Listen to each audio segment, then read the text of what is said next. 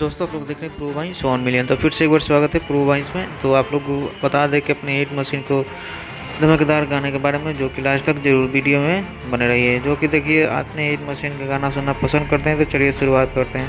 दोस्तों आप सबसे पहले बता दें कि खेसारी लाल यादव का गलकटवा जीजा कल सुबह खेसारी म्यूजिक वर्ल्ड पे चैनल पे रिलीज कर दिया जाता है और नया गाना रिलीज कर दिया गया है। और जिस गाने का अभी तक 6 मिलियन के करीब व्यूज हो चुका है और 12 नंबर पर ट्रेंड कर रहा है। अपने हिट मशीन का एक बवाल गाना शूट किया गया है, जो कि शूटिंग लोकेशन से तस्वीर निकल के आ रहा है, जो कि आप लोग अपने मोबाइल की स्क्रीन के ऊपर देख सकते हैं।